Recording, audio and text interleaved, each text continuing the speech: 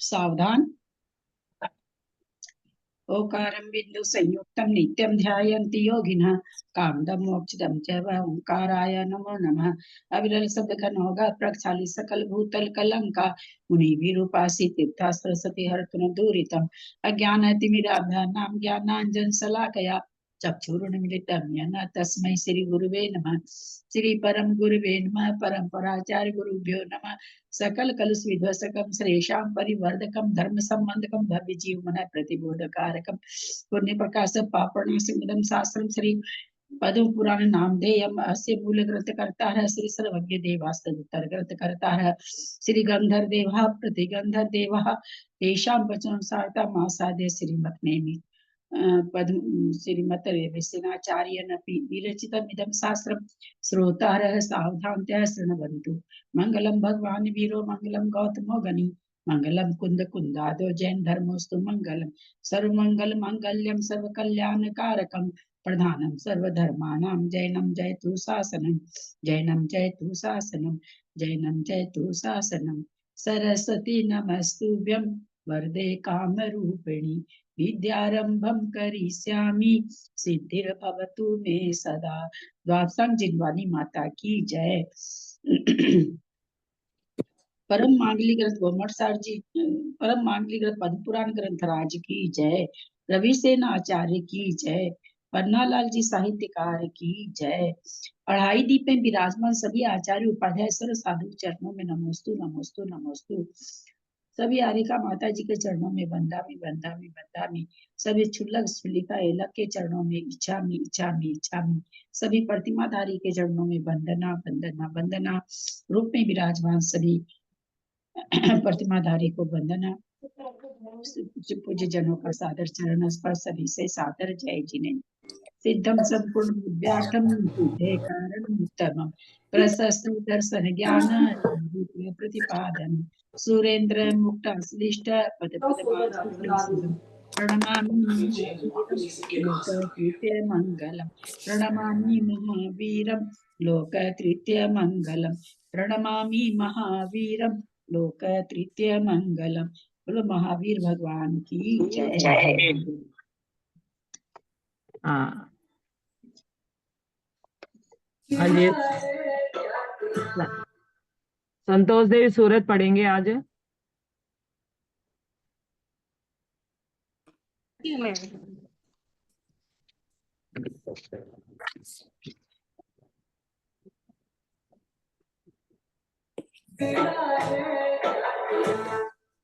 त्रिशला जी mute हो जाइए।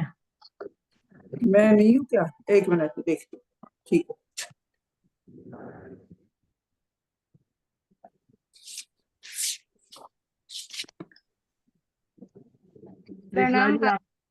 त्रिशला जी आपका खुला है, म्यूट हो जाइए।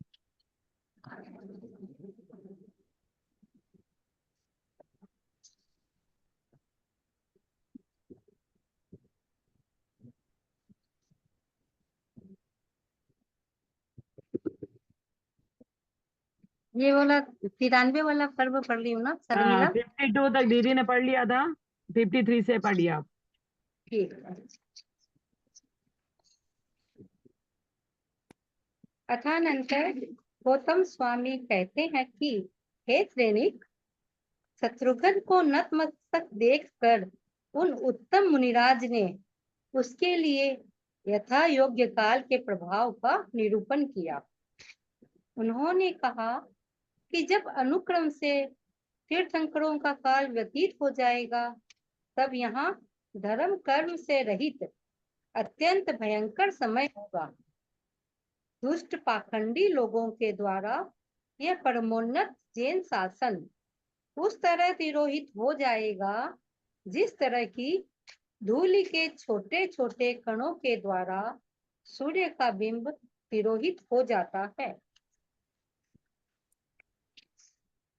उस समय ग्राम शमशान के समान, नगर यमलोक के समान और देश क्लेश से युक्त, निंदित तथा दुष्ट चेष्टाओं के करने वाले होंगे।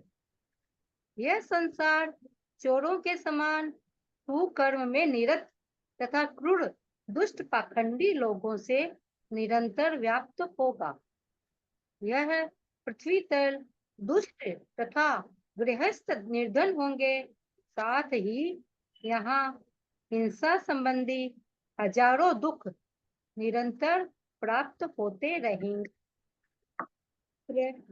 माता पिता के प्रति और माता पिता पुत्रों के प्रति स्नेह रहित होंगे तथा कली काल के प्रकट होने पर राजा लोग चोरों के समान धन के अपहर्ता होंगे। कितने ही मनुष्य यद्यपि सुखी होंगे तथापि उनके मन में पाप होगा और वे दुर्गति को प्राप्त कराने में समर्थ कथाओं से परस्पर एक दूसरे को मोहित करते हुए क्रीड़ा करेंगे। हे शत्रुघ्न, कषाय बहुत समय के आने पर देवागमन आदि समस्त अतिशय नष्ट हो जाएंगे। तीव्र मिथ्यात्व से युक्त मनुष्य व्रत रूप गुणों से सहित एवं दिगंबर मुद्रा के धारक मुनियों को देखकर ग्लानि करेंगे।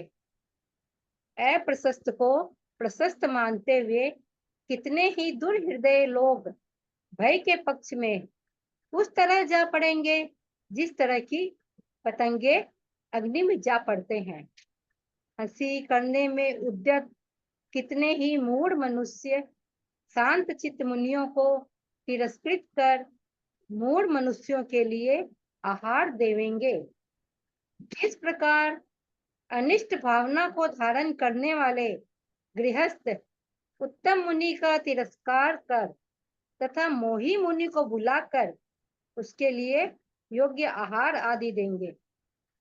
जिस प्रकार शिलातल पर रखा हुआ बीज यद्यपि सदा सिंचा जाए तथापि निरर्थक होता है, उसमें फल नहीं लगता है, उसी प्रकार रहित मनुष्यों के लिए दिया हुआ गृहस्थों का दान भी निरर्थक होता है।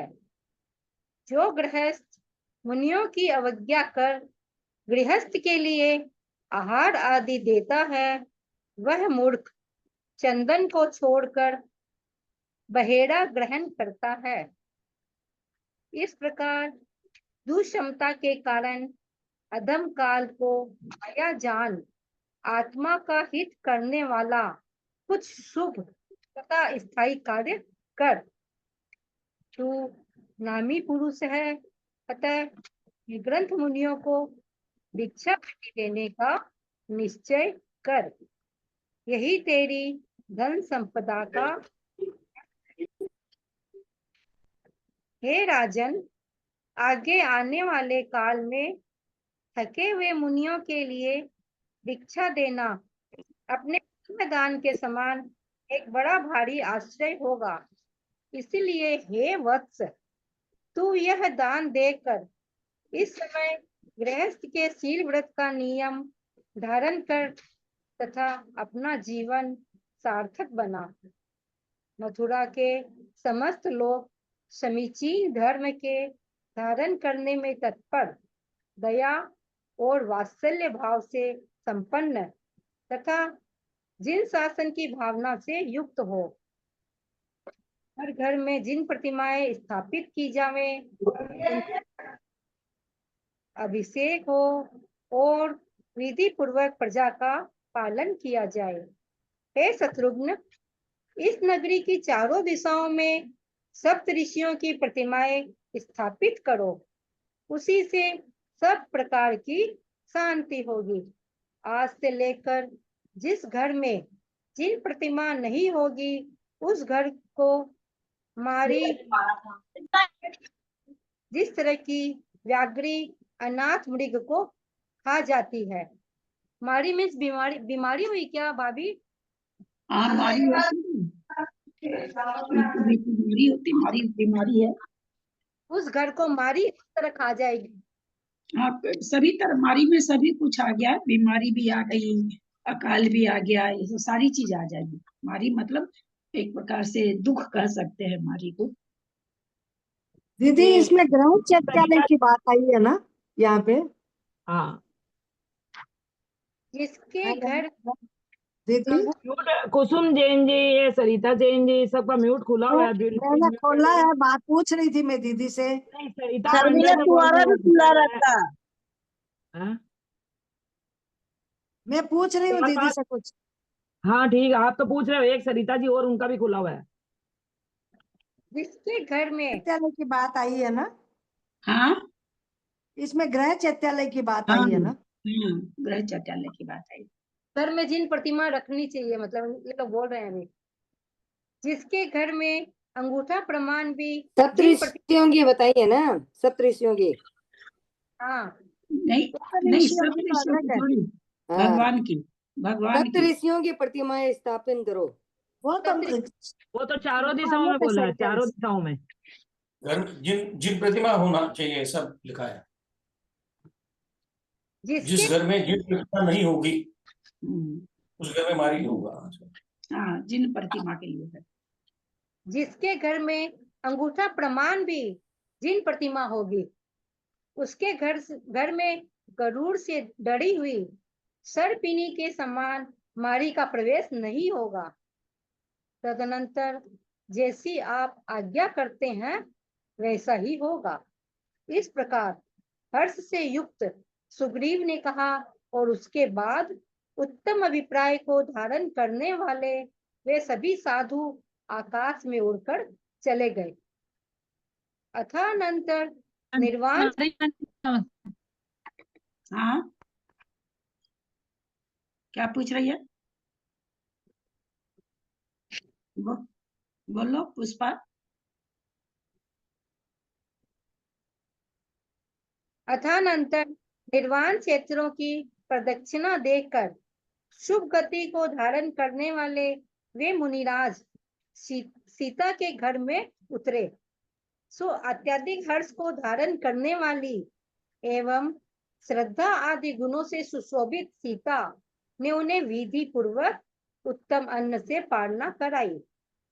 जानकी के द्वारा भक्ति पूर्वक दिए हुए सर्व गुण संपन्न अन्न को अपने हस्त तल में ग्रहण कर तथा आशीर्वाद देकर वे मुनि चले गए। तदनंतर शत्रुघ्न ने नगर के बाहर सर्व हाँ, इसमें जैसे पहले शत्रुघ्न का नाम दिया हुआ है, अब लिखे हैं कि सुग्रीव ने कहा उसके बाद। क्या मैंने जब चीज? 76 के बाद में 77 में जो है ना कि हाँ, तदनंतर जैसी आप आज्ञा करते हैं वैसा ही होगा, तो ये सब बातें तो शत्रुघ्न को बता रहे हैं, लेकिन इसमें फिर लिखा है कि सुग्रीव ने कहा उसके बाद उत्तम अभिप्राय। सुग्रीव गलत लिखा। मैंने देखा है, हाँ, शत्रुघ्न ही है। इसमें संस्कृत में शत्रुघ्न ही है, वो गलत है लिखा हुआ सुग्रीव। ये भी चीज हम पूछ रहे थे कि इसमें गलत गलत छपा हुआ। अच्छा ठीक।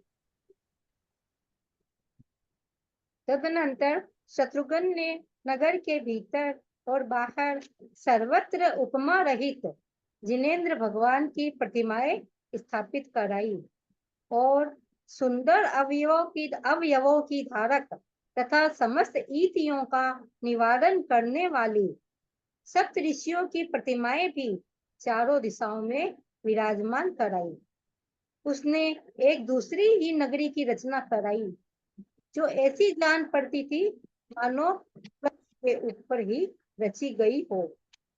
वह और मनोहर थी, विस्तृत थी, सब प्रकार के उपद्रवों से रहित थी, 3 योजन विस्तार वाली थी, सब ओर से त्रिगुण थी, विशाल थी, मंडलाकार में स्थित थी और उत्तम तेज की धारक थी, जिनकी जड़ें पाताल तक फूटी थी। ऐसी सुंदर वहां की भूमियां थी तथा जो बड़े बड़े वृक्षों के निवास गृह के समान जान पड़ती थी। ऐसी परिखा उसके चारों ओर सुशोभित हो रही थी।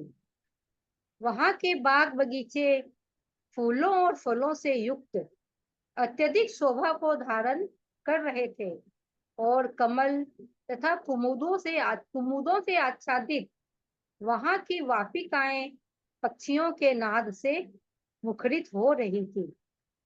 जो कैलाश के शिखरों के समान थे, सुंदर सुंदर लक्षणों से युक्त थे तथा नेत्रों के चोर थे। ऐसे वहां के भवन विमानों के समान सुशोभित हो रहे थे। वहां के सर्व कुटुंबी सुवर्ण, अनाज तथा रत्न आदि से संपन्न थे। सम्मेद शिखर की उपमा धारण करते थे। राजाओं के स्थान प्रसिद्धि से युक्त तथा अत्यंत प्रशंसनीय थे। वहां के राजा देवों के समान अनुपम विभूति के धारक थे। धर्म, अर्थ और काम में सदा आसक्त रहते थे तथा उत्तम चेष्टाओं के करने में निपुण थे। इच्छानुसार उन राजाओं पर आज्ञा चलाता हुआ विशिष्ट ज्ञानी शत्रुघ्न मथुरा नगरी में उस प्रकार सुशोभित होता था जिस प्रकार की देवों पर आज्ञा चलाता हुआ वरुण सुशोभित होता है। गौतम स्वामी कहते हैं कि जो इस प्रकार मथुरापुरी में सप्त ऋषियों के निवास और उनके आश्चर्यकारी प्रभाव को सुनता अथवा कहता है, वह शीघ्र ही चारों प्रकार के मंगल को प्राप्त होता है। जो मनुष्य साधुओं के में सदा तत्पर रहते हैं, वे सर्व मनोरथों को प्राप्त होते हैं। इसीलिए हे सत्पुरुषों, साधुओं का समागम कर सदा सूर्य के समान देदीप्यमान हो। इस प्रकार दीदी नाम से प्रसिद्ध कवि सेनाचार्य द्वारा कथित पद्म पुराण में मथुरापुरी में सप्त ऋषियों के निवास, दान, गुण तथा उपसर्ग के नष्ट होने का वर्णन करने वाला 92वां पर्व समाप्त हुआ। प्रणाम भाभी, सभी को जय जिनेंद्र। दीदी ये 88 नंबर में वहां के सर्व कुटुंबी सुवर्ण, अनाज तथा रत्न आदि से संपन्न थे, सम्मेद शिखर जी की उपमा धारण करते थे। सम्मेद शिखर जी की उपमा किसको दी है? वहाँ के सर्व कुटुंबी सुवर्ण, अनाज तथा रत्न आदि से संपन्न थे, सम्मेद शिखर की उपमा धारण करते थे, राजाओं के समान प्रसिद्धि से युक्त तथा अत्यंत प्रशंसनीय थे।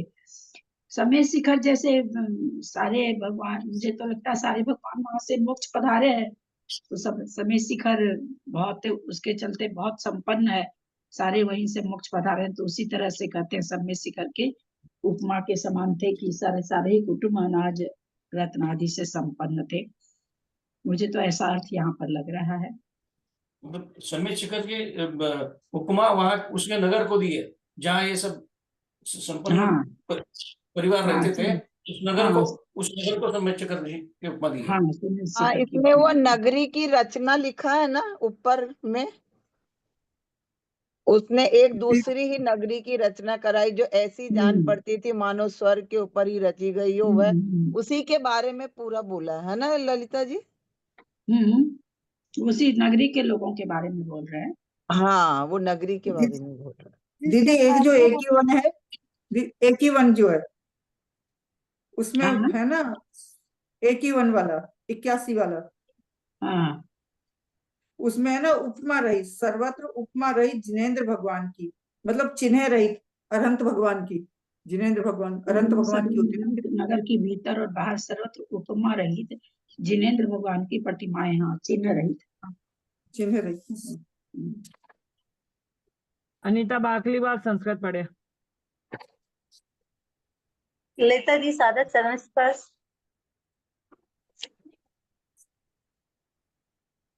आगे आंटी जी मारी मन क्या बताएं, मैं थोड़ा सा क्या बोल रहे हैं? आपकी आवाज नहीं आ रही है ठीक से। मारी मारी मैंने क्या बताया का प्रवेश, मारी मारी क्या चीज बोल रही है? किसी को समझ में आ रही है क्या बात तो बताएं। मारी पूछ रही ये हो, मारी मारी मारी खेल गई, वो बीमारी का, वही मारी का पूछ गई। अकाल पड़ जाना, अतिवृष्टि हो जाना, अनावृष्टि, सूखा पड़ जाना, टिड्डियों का बहुत हमला हो जाना, ये सारी चीज मारी में आ जाता है ना। सात तरह ठीक। की इतनी बीमारी उसी में मारी, उसी महामारी, को जैसे अभी अपने यहाँ कोरोना हो गया था। हाँ, जैसे कोरोना हुआ तो महामारी हुआ, तो उसी तरह मैं से भी यही बोलने वाली थी, रोग, जैसे कोरोना था। रोग आदि पहले वो फ्लैग वगैरह फैलता था ना, चूहा हुआ के मरने से, क्या वही महामारी कहलाती है। कोई रोग सारे शहर में रोग का फैल जाना सभी पर, सब उसकी चपेट में आने लगते हैं, तो उसके लिए मारी शब्द आया है। आगतेषु भवस्वेषा समृद्धा सर्वतो भवत् नस्ता पाटिषु नलिनी यथा विषदुत्सवः इत्युक्त्वा चिन्तिः सिद्धार्थ कदा न खलु खलु वाञ्छितम् अन्नं दास्यामि साधुभ्यो विधिनां सुसमाहितः अतः सैनिक शत्रुघ्नं निरीक्षा नतमस्तकं कालानुभाव कालानु कालानु कालानुभावा भाव मच्चक्षु यथा वन मुनि सक्तम धर्म नंदन कालेषु व्ययम यातेषु नुक्रामात् भविष्यति प्रचलित निर्धर्म समयो महान दुः पांदरिदम जैनम शास्त्रम परमोक्षम तिरो तिरो दाह्यते शुद्रे रजो भी भानुबिंबवत्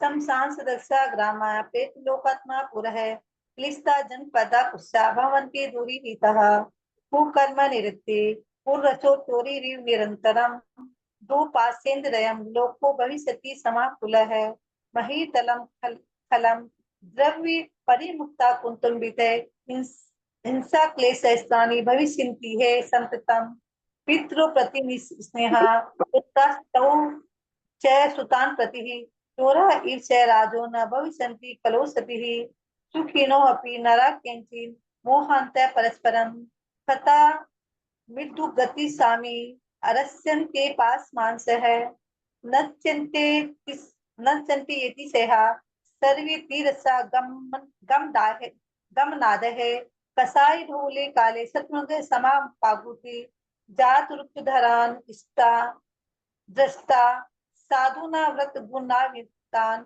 संचुगुप्सः करिसेन्ति महामोहन्विता जनः अप्रशस्ते प्रसिद्धं मन्यमाना कुचित सह भवे पक्षी पतिसेन्ति पतंगा इन मानवः प्रशांत विहान साधु निर्वत्सो विट शोधातः मुद्दा मुदिषु दास्यन्ति केचिदं प्रत्यहन्तः इत्येतं निराकृत्य प्रहान्यं समागतं यतिनो मोहिनो देवं दास्यन्ते हित भावनः बीजं शिलातले नष्टं सिंच्यमानं सदापिः अनर्थकं यथा दानं तथा शीलेषु गेहिनां सर्वज्ञा मुनिं गेहि गेहिन ये प्रसन्तिः त्यक्त्या स चन्दनं मुदो गृहाते विविक्तम् इति ज्ञात्वा समायतं कालं दुस्मता धर्मं विद् स्वामित्वहितं किंचित स्थितकां सुबोधयं नाम ग्रहणे कोस्माकं भिक्षावर्ती मवासमं परिकल्पस्य तत्सारं तव द्रविण संपदः आगमिष्यति काले सा संतराणां तक्तवेश्मनां भविष्यतो यासो राजन् स्वगृहे सह संवितः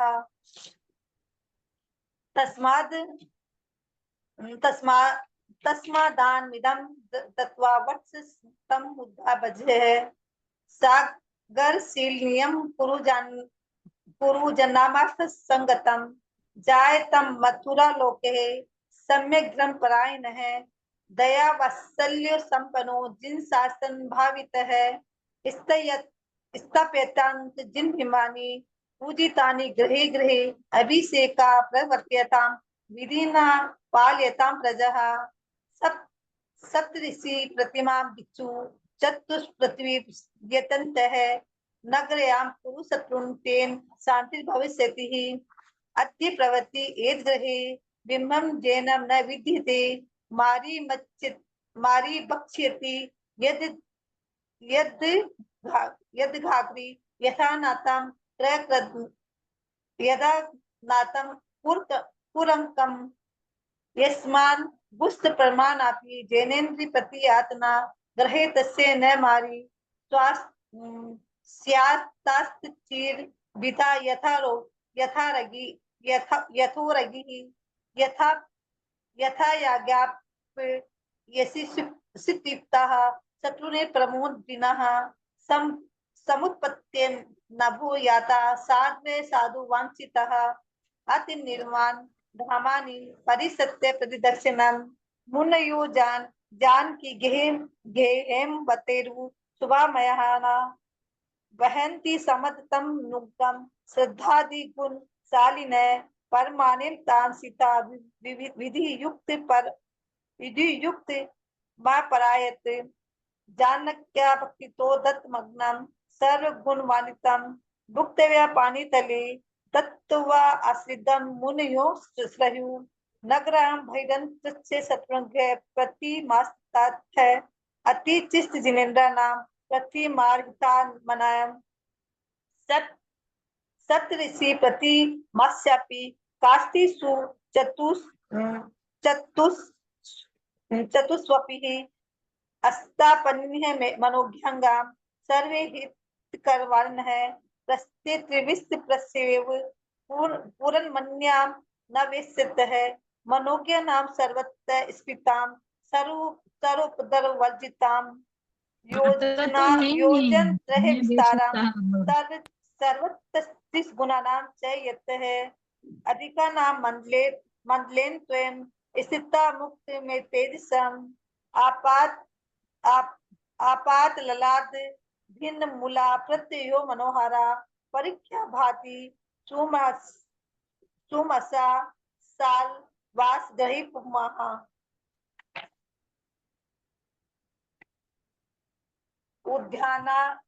उद्यानादिकाम शोभाम ददु पुष्पला कुलाम वक्पि पद्मोत्पलक्षणा जात शकुनी नान्दितः कैलासानु संकासा प्रसादास्तरु लक्षणः विमान प्रतिमा रेजु विलोचन मलि लुचः स्वर्ण धान्य रत्नाध्य समेत शिखरोपमः नरेंद्र ख्यातः सलग्या जाता सर्व कुटुंबिन है राजान त्रिदस्य तुल्यः असमान विभूत है धर्मार्थ काम संसक्ता साधु चेष्टा परायण है प्रक्षिणा निश्चया तेषां माज्ञां विज्ञान संगत है रस पुरी शत्रुघ्न सुराम वरुणो यथा एवं मथुरा निवेश मध्य दूचे सप्त ऋषीणां श्रवण्य कथम वपि प्राप्नोति जन चतुष्टम भद्रम साधु समागम्य सत्ता पुरुषा सर्व मनीषितम सेवन्ते तस्मात् साधु समागमस्ते सदा रवि समाधितम इत्यादि रविसेना इत्यादि श्री रविसेना चार्य प्रवक्ते पद्म पुराणे मथुरापुरी निवेश ऋषि दान गुणोपसर्ग नामिधानम नाम द्विवंती पर्वम। अमरावती पढ़ेंगे। चारु लक्षण है कि चारु लक्षण है? अठानंतर विजात पर्वत की दक्षिण दिशा में रत्नपुर नाम का नगर है। वहाँ विद्याधरों का राजा रत्नरथ राज्य करता था। उसके पुण्य चंद्रानना नाम की रानी के उदर से उत्पन्न मनोरमा नाम की रूपवती पुत्री थी। पुत्री का न यौवन जेठ विचारवान राजा वर के अन्वेषण की बुद्धि से परम आकुल हुआ। यह कन्या किस योग्य वर के लिए देवे, इस प्रकार उसने मंत्रियों को एक साथ मिलकर विचार किया। इस तरह राजा के चिंता को रहते हुए जब कितने दिन बीत गए तब किसी समय नारद आए और राजा से इन्होंने सम्मान प्राप्त किया। इनकी बुद्धि समस्त लोक की चेष्टा को जानने वाले थी। ऐसे नारद जब सुख से बैठ गए तब राजा ने आदर के साथ उनके कथित बात कही। उसके उत्तर में अद्वान नाम के धारक नारद ने कहा कि हे राजन, क्या आप इस युद्ध के प्रधान पुरुष भी राम के भाई लक्ष्मण को नहीं जानते? वह लक्ष्मण उत्कृष्ट लक्ष्मी को धारण करने वाला है, सुंदर लक्षणों से सहित है। हाँ, चक्र के प्रभाव से उसने समस्त शत्रुओं को नतमस्तक कर दिया है। तो जिस प्रकार चंद्रिका कुमुद वन को आनंद देने वाली है, उसी प्रकार हृदय को आनंद देने वाली यह परम सुंदरी कन्या उसके अनुरूप है। नारद के इस प्रकार कहने पर रत्न के हरिवेग, मनोवेग तथा वायु वेग आदि अभिमानी पुत्र कुपित हो उठे। आत्मी जनों के घात से उत्पन्न अत्यधिक नूतन तेल का स्मरण करके वे पले काल की अग्नि के समान प्रदीप्त हो उठे तथा उनके शरीर क्रोध से कांपने लगे। उन्होंने कहा कि दुष्ट को आज ही जाकर शीघ्र ही बुलाकर हम लोगों को मारना चाहिए, उसके लिए कन्या नहीं दी जाती है। इतना कहने पर राजपुत्रों के भुवों के विकार से प्रेरित हुए किंकरों के समूह ने नारद के पैर पकड़कर खींचना चाहा, परंतु उसी समय देवर्षि नारद शीघ्र ही आकाश तल में उड़ गए और बड़े आदर के साथ अयोध्या नगरी में लक्ष्मण के समीप जा पहुंचे। पहले तो नारद ने विस्तार के साथ लक्ष्मण के लिए समस्त संसार की वार्ता सुनाई और उसके बाद मनोरमा कन्या की वार्ता विशेष रूप से बतलाई। उसी समय कौतुक के चिन्ह प्रकट करते हुए नारद ने चित्रपट में अंकित वह अद्भुत कन्या दिखाई। वह कन्या नेत्र तथा हृदय की हरने वाली थी और ऐसी जान पड़ती थी मानो तीन लोक की सुंदरियों की शोभा को एकत्रित कर ही बनाई गई हो। उस कन्या को देखकर इसके नेत्र में पुतले के समान निश्चल हो गए थे। ऐसा लक्ष्मण वीर होने पर भी काम के वशीभूत हो गया। वह विचार करने लगा कि यदि यह स्त्री रत्न मुझे नहीं प्राप्त होता है तो मेरा ये राज्य निष्फल है तथा यह जीवन भी सुना है। आदर को धारण करते हुए लक्ष्मण ने नारद से कहा कि हे भगवान, मेरे गुणों का निरूपण करते हुए आपको उन कुमारों ने दुखी क्यों किया? कार्य का विचार नहीं करने वाले उन हृदयहीन पापी शुद्ध पुरुषों की इस प्रचंडता को मैं अभी हाल नष्ट करता हूँ। ये महामुनि, उन कुमारों ने जो पाद प्रहार किया है तो उसकी धुल्ली आपके मस्तक का आश्रय पाकर शुद्ध हो गई है और उस पाद प्रहार को मैं समझता हूँ कि मेरे मस्तक पर ही किया गया है, अतः आप सस्ता को प्राप्त हो। इतना कहकर क्रोध से भरे लक्ष्मण ने विराजित नामक विदाधरों के राजाओं को बुलाकर कहा, ये शीघ्र ही रत्नपुर पर चढ़ाई करनी है, इसलिए मार्ग दिखाओ। इस प्रकार कहने पर कठिन आज्ञा को धारण करने वाले उस रणवीर विराजित ने पत्र लिखकर समस्त विदाधर राजाओं को बुला लिया।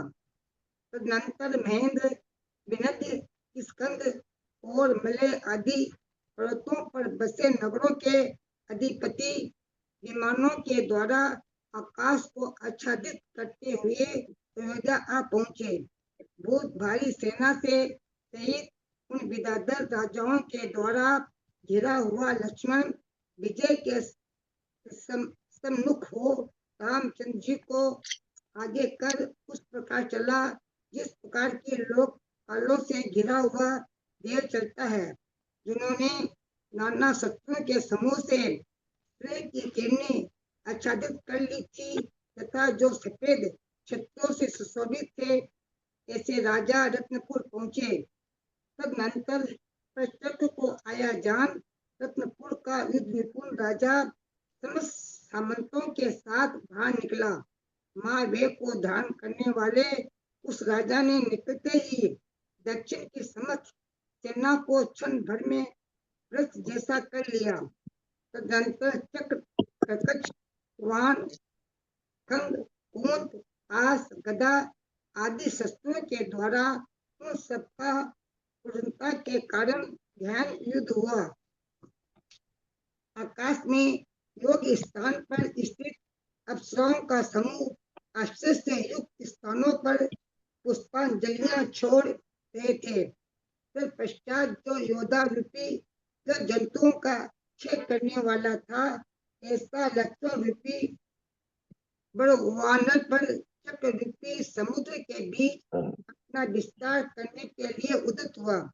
रथ, उत्तमोत्तम घोड़े तथा मद रूपी जल को बहाने वाले हाथी उसके वेग से तीर के समान दसों दिशाओं में भाग गए। कई इंद्र के समान शक्ति को धारण करने वाले दान युद्ध क्रीड़ा करते थे, तो कई बानर रूप चिन्ह से उत्कृष्ट सुग्रीव युद्ध की क्रीड़ा कर रहे थे, और किसी एक जगह प्रभा जाल से युक्त महावेगशाली उग्र हृदय एवं नाना प्रकार की अद्भुत चेष्टाओं को करने वाला हनुमान युद्ध क्रीड़ा का अनुभव कर रहा था। जिस प्रकार शरद ऋतु के प्रातःकालीन मेघ वायु के द्वारा ले जाए जाते हैं, तितर बितर कर दिए जाते हैं, उसी प्रकार इन महायोद्धाओं के द्वारा विजयात पर्वत की बड़ी भारी सेना ले जाई गई थी, पराजित कर इधर उधर खदेड़ दी गई थी। तदनंतर इनके युद्ध के मनोरथ नष्ट हो गए थे। ऐसे विजयार्थ पर्वत पर के राजा अपने अधिपति स्वामी के साथ अपने अपने स्थान को ओर भाग गए। तीव्र क्रोध से भरे रथ के उन वीर पुत्रों को भागते हुए देखकर जिन्होंने आकाश में ताली पीटने का बड़ा शब्द किया था, इनका शरीर चंचल था, मुख हास्य से युक्त था, नेत्र फिर रहे थे। ऐसे कलह प्रिय नारद ने कर सब कर कहा कि हो वही चंपल क्रोधी दुष्ट चेष्टा के धारक मंद बुद्धि से युक्त रथ के पुत्र भागे जा रहे हैं, जिन्होंने कि लक्ष्मण के गुणों की उन्नति सहन नहीं की थी। अरे मानो इन उधर लोगों की शीघ्र ही पर पकड़ो, उसने मेरा अनादर कर अब कहाँ भागना हो रहा है। इतना कहने पर जिन्होंने जीत का यश प्राप्त किया था तथा जो प्रताप से श्रेष्ठ थे, ऐसे कितनी धीर वीर उन्हें पकड़ने के लिए उदित को उनके पीछे दौड़े। उस समय उन सबके निकट होने पर रत्नपुर नगर उस वन के समान हो गया था, जिसके की समीप बहुत बड़ा दावानल लग रहा था। तथा नंतर उसी समय जो दृष्टि में आए उस मनुष्य मात्र के मन को अनादित करने वाली थी, घबराई हुई थी, घोड़ों के रथ पर आरूढ़ थी तथा महाप्रेम के बसपूत थी। ऐसा रत्न स्वरूप मनोरमा कन्या वहाँ लक्ष्मण के समीप उसी प्रकार आई जिस प्रकार की इंद्राणी इंद्र के पास आती है, जो प्रसाद करने वाले लोगों से सहित थी तथा जो स्वयं प्रसाद कराने के योग्य थी। ऐसी उस कन्या को पाकर लक्ष्मण की क्रुरता शांत हो गई तथा उसका मुख दुर्भुखियों से रहित हो गया।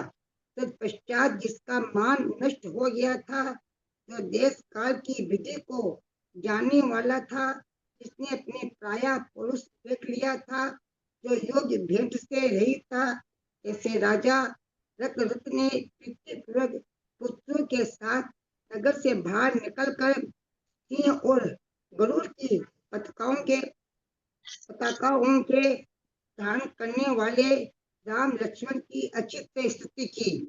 इसी बीच नारद ने आकर बहुत बड़ी भीड़ के मध्य में इसी रथ को मंद हास्यपूर्ण वचनों से इस प्रकार लज्जित किया कि ओह अब तेरा क्या हाल है। तू रथ था, अब रजोरथ। तू बहुत बड़े योद्धाओं के कारण रचना कर रहा था, तो अब तेरी कुशल तो है। जान पड़ता है कि तू गर्व का महापर्वत स्वरूप वह रथ नहीं है, किंतु नारायण के चरणों की सेवा में स्थित रहने वाला कोई दूसरा ही राजा है। तदनंतर कहा शब्द कर तथा एक हाथ से दूसरे हाथ की ताली पीटते हुए कहा कि अहो रत्नगत के पुत्रों, तुम से तो हो, तो वही नारायण है जिसने विषय में उस समय अपने घर में ही उदित चेष्टा दिखाने वाले आप लोगों ने उस हृदय को पकड़ने वाली बात कही थी। इस प्रकार यह होने पर भी उस सब ने कहा कि हे नारद, तुम्हें कुपित किया उसी का यह फल है।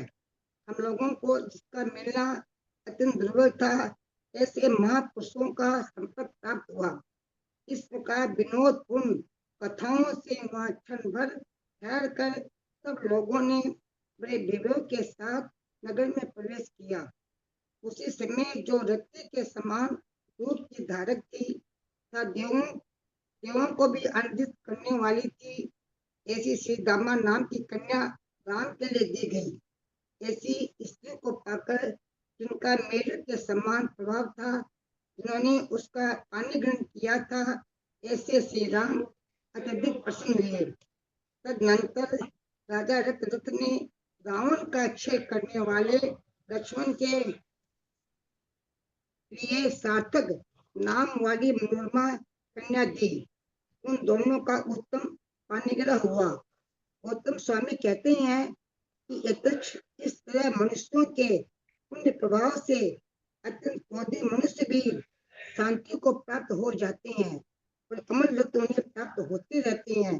इसलिए हे भव्य जनों, सूर्य के समान निर्मल पुण्य का संचय करो। इस प्रकार आस नाम से प्रसिद्ध रविशनाचार्य द्वारा कथित पद्म पुराण में मनोरमा की प्राप्ति का कथन करने वाला 93 समाप्त हुआ। ये संस्कृत अब कुसुम जी चूड़ीवाल पढ़ेंगे।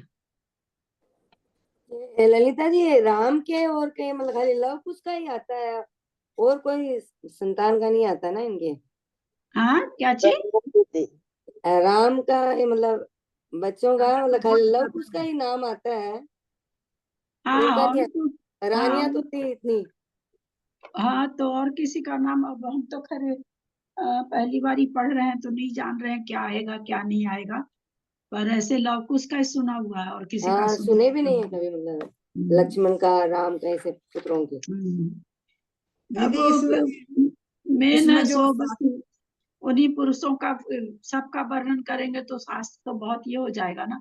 मुख्य मुख्य लोग नारायण वगैरह थे ना, नारायण प्रति नारायण बलभद्र, तो अब इनके जीवन को लेते हुए जिसका कथन आ रहा है, इनके अलावा अलग से कथन कोई भी इतना पढ़ लिए अपने लोग, है ना, इनके अलावा अलग से आवाज नहीं हो आ रही सकता है दीदी आप आगे आपकी। आ जाए, हो सकता है आगे आ जाए। दीदी रावण का भी इतना बड़ा परिवार का आया, पर रावण का ही बहुत ज्यादा, रावण और मंदोदरी का ही ज्यादा आया।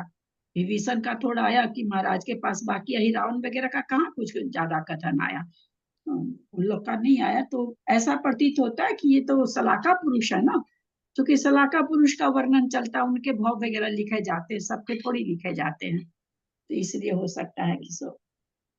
दीदी ये 93 में जो पहले सब शुरू में ही है, सातवां श्लोक, इसमें नारद के लिए लिखा है ना, अवद्वार नाम के धारक। अवद्वार का मतलब द्वार उनका नाम था, नारद का नाम है ना, जो 9 नारद थे, ये अच्छा, लास्ट नारद जी का नाम है, नारद जी का नारद नाम जी का नाम है ये,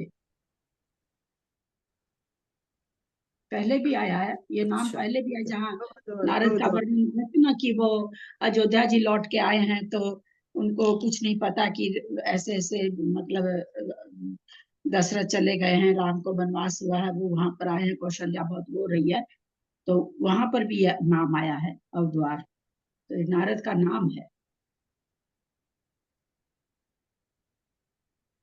कुसुम जी चूड़ीवाल संस्कृत पढ़े। पढ़ रही। प्रणाम दीदी। अथ रत्नपुरम नाम विद्यादेस्ति दक्षिणम पुरम रत्नरथस्तत्र राजा विद्याधराधिप मनोरमेति तस्यास्ति दुहिता रूपशालिनी पूर्णचंद्रा नाभिः महिषी संभव समीक्ष्य यौवनं तस्या नवं राजा सुचेतन वरान्वेषणे रणसेनुन्या बभूव परमाकुल मंत्रिभिः संगत्य चक्रे संप्रसारणम् कस्मै योग्याय यच्छामः कुमारी मेतकामिति एवं दिनेषु गच्छत्सु राज्ञी चिन्तावशीकृते कदाचिन्नारद प्राप्तस्ततः स मानमापच तस्मै विदित निश्चेष लोकचेष्टीय बुद्धये राजा प्रस्तुतमाचख्यो सुखासीनाय सादर अवद्वारो जगो राजन् विज्ञातो भवता न किं भ्रातायुप्रधानस्य पुंसो लाङ्गलक्ष्मण विभ्राण परमां लक्ष्मी लक्ष्मणश्चारुलक्षण चक्रानुभाव विनत समस्त प्रतिमानव तस्येयं प्रदृशी कन्या हृदयानन्ददायिनी द्योत्सनाकुमुदखण्डस्य तथा परम सुंदरी एवं प्रभा समाणेऽस्मिन् रत्नस्य सूनवः सुता हरिमनोवातवेज्ञाद्यौ मानशालिनः स्मृत्वा स्वजनघातोत्थं वैरं मुन्नत्तम् जगुकालग्निवदीप्ता परिस्फुरित विग्रहा अद्यैव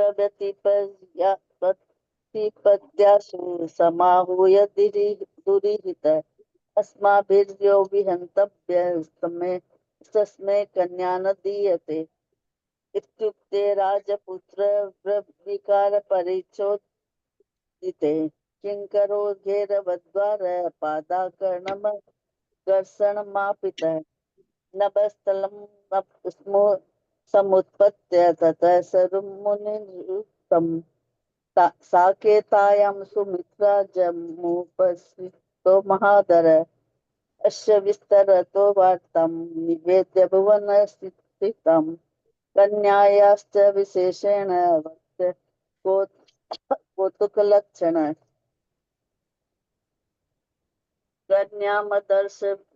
दर्शयंसि चित्रे त्रिचित्रं विचित्रहारिणं त्रैलोक्य सुंदरी शोभा में कीर्तिदेव निर्मिताम् तम समालोक्य सौमित्री पुस्तकम्पलोचन अनन्यजस्य वीरोऽपि परिप्राप्तोऽति वश्यताम् अचिन्त्य यश्च यद्यत् स्त्रीरत्नं च न लभेत तत् इदं मे निष्फलं राज्यं शून्यं जीवितमेवया उवाच चादरं बिभ्रद् भगवन् वीणुकीर्तनं कुर्वन् मम कुमारेस्ते कथं वा त्वं खलीकृत प्रचण्डत्वमिदं तेषां पापानां विक्षिपाप्म्यहम् असमीक्षितकार्याणां क्षुद्राणां नितात्मनाम् व्रज स्वास्थ्यं रजः शुद्धं तव मूर्धानमाश्रितं पादस्तु शिरसि न्यस्तो मदीयेशो महामुने इत्युक्त्वा गाय सरंदो विरदित खगेश्वरं जगादलक्ष्मणो रत्नपुरं गम्यं स्वरान्वितं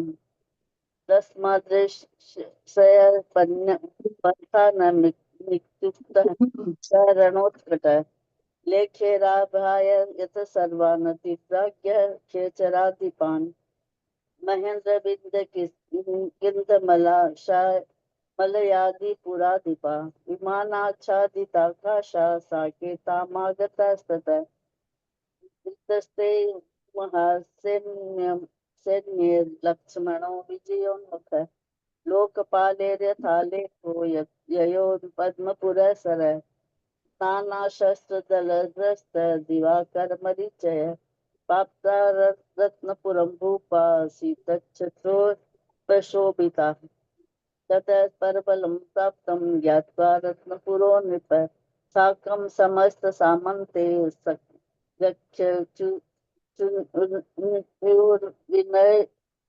निर्ययो तेन निष्क्रांत मात्रेण महारभ सधारिण विस्तीर्ण दक्षिणं सैन्यं क्षणं प्रस्थमे पावमं चक्र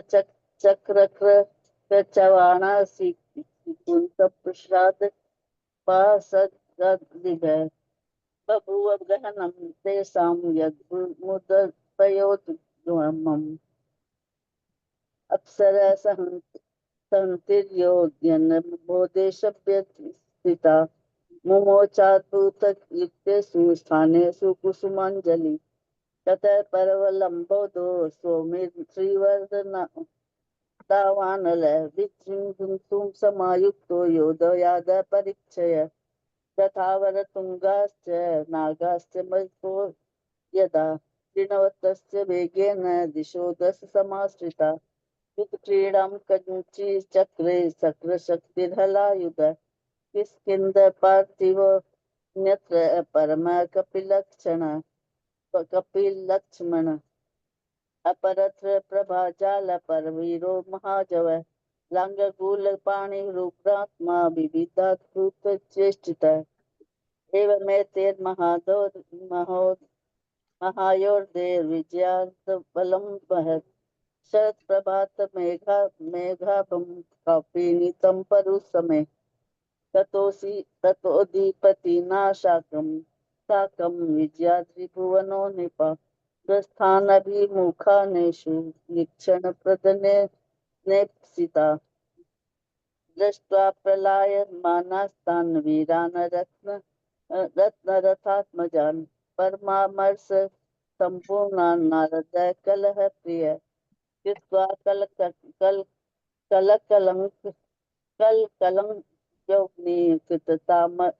कालमहासन जगाद स्फुरद्वत्र स्मृत्याशो विवेके च क्षण एते च चपला धूता दृष्टा मंदबुद्धय रायन्तेन संसोढार्ये लक्ष्मण गुणोन्नति दुर्विनीतान् प्रसिद्धेन्तानन्नरहित मानवा पराभवं तदा कृत्वा क्वाधुनापे मे पलायते इत्युक्ते पृष्ठतस्ते तस्ते सामुपतज्य कीर्तय प्रताप परमाधीरा प्रस्थिता ग्रहणोद्यता प्रत्यासन्नेषु ते स्वासी तदा रत्नपुरं पुरम् असन्न पार्श्व संसक्त महादावबनो बलम् तावत सुकन्या रत्नभूता तत्र मनोरमा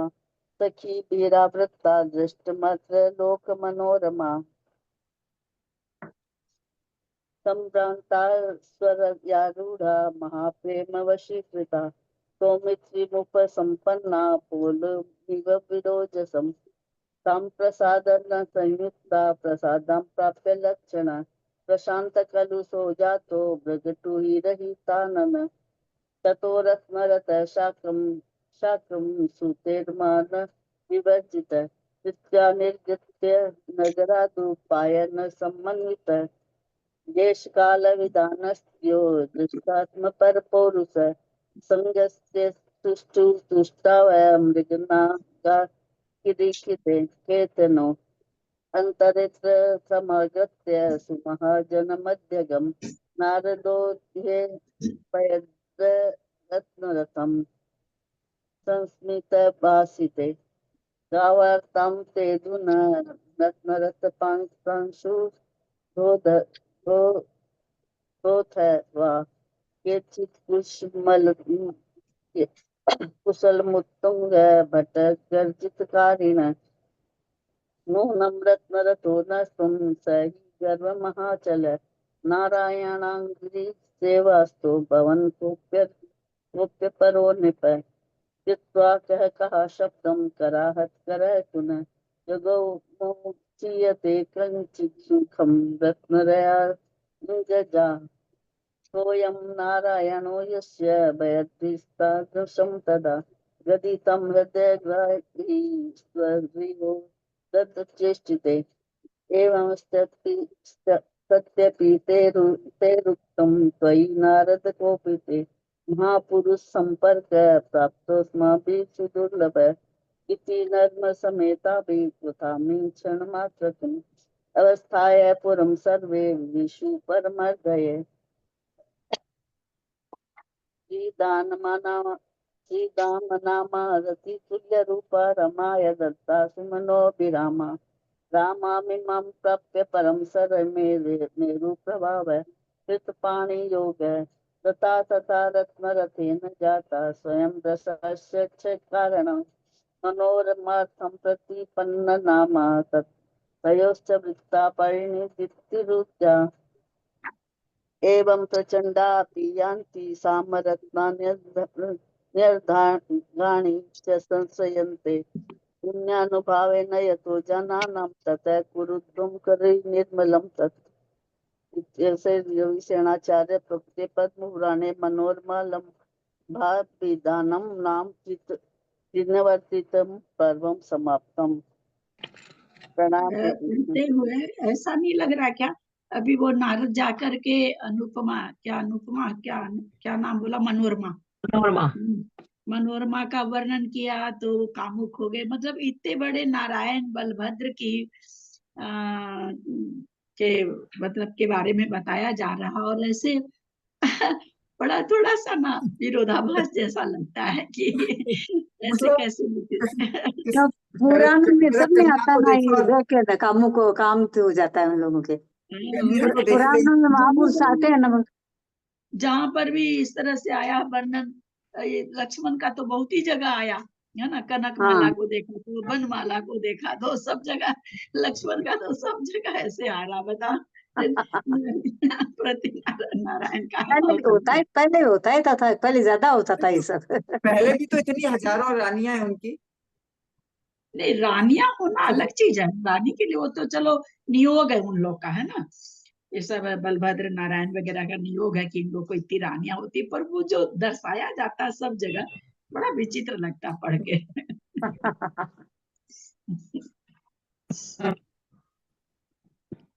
हमने उनको लिखा राजेंद्र जी को, पर शायद उम्मीद कल कम है, तो उनका कहना है कि शुक्रवार शनिवार रविवार कंटिन्यू कर लेंगे, तो तब तक अपन लोग पढ़ लेते हैं जितनी पढ़ाई होती है।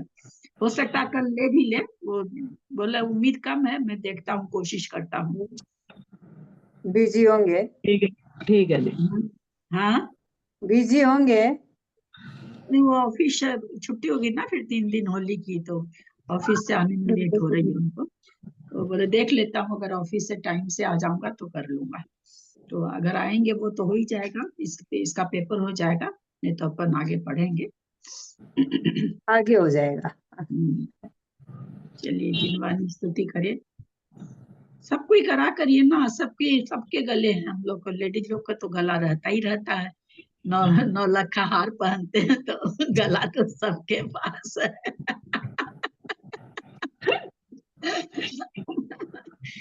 जेंट्स बेचारे थोड़ी हार पहनते हैं, औरतें ही पहनती है बड़ा बड़ा हार। देखिए 9 लखा पहनना और स्वर में तो बहुत फर्क है। हाँ 9 लखा पहनना और गला स्वर गला तो साफ ऐसे हो जाता है ना, इतनी बातें करते हैं तो गला साफ हो ही जाता है औरतों का। तो ऐसी बात है कि 9 लखा हार उसी को मिलता होगा जिसने पुण्य बांधा है, तो जिसने पुण्य बांधा उसने स्वर भी बांधा ही होगा, सुस्वर बांधा ही होगा। स्वर बांधा आता भी तो है। सबका स्वर कहाँ होता है? मैं बोल रही हूँ। कर रहे हैं क्या, कोई करूँ मैं? जिनवाणी माँ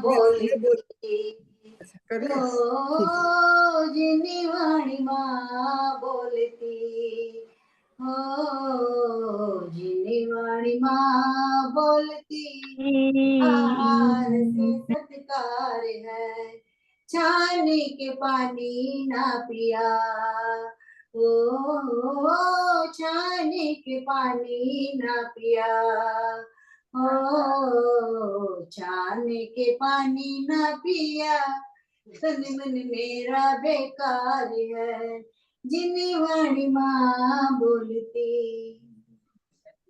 जिन्नी वाणी माँ बोलती हो, जिन्नी वाणी माँ बोलती, शाकाहार ही आहार है, मांस और मदिरा जो पिया हो, मांस और मदिरा जो लिया हो, मांस और मदिरा जो लिया, तन मन तेरा बेकार है, जिन्नी वाणी माँ बोलती, पांच पापों से बचाकर, कषायों को हटाकर, जिनवर के घर में जो फिर चला आए, दया को जगा के मन में करुणा को जगा के, प्रभु तू भी प्रभु के दर्शन जो पाए, तो भी देख तरी जाएगा हो,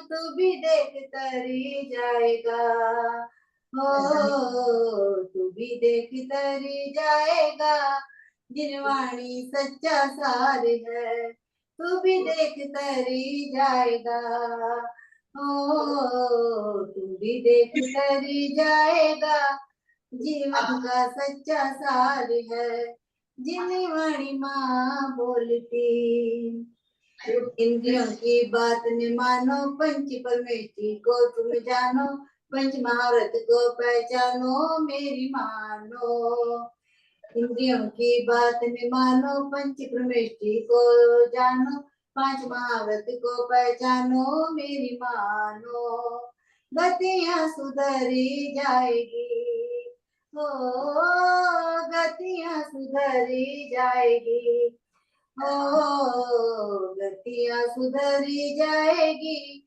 आत्म पे उपकार है, जिन्हें वाणी माँ बोलती हो, जिन्हें वाणी माँ बोलती, आहार से सत्कार है, छाने के पानी ना पिया, छाने के पानी ना मी पिया, तन मन तेरा बेकार है, जिन्हें वाणी माँ बोलती, वाणी के ज्ञान ते सुझे लोकालोक, सवाणी मस्तक चलो सदा ते तुम्हारो, हे जिनवाणी भारती तो जको दिले, जो तेरा शरण आ गए सो पावे सच्चे, देव जोरी अंत को गुमसे और निरंत, दया धर्म पालो सदा, हे मोक्ष का पंथ, धर्म कर संसार सुख, धर्म कर निर्वाण, धर्म पंथ साधे बिना नरते जिंच समान। चलो गायशाम में जिनवाणी माता की जय, पद प्राण राज जी की जय, आचार्य सेनाचार्य देव की जय, काय सर्वम कुर्वहम।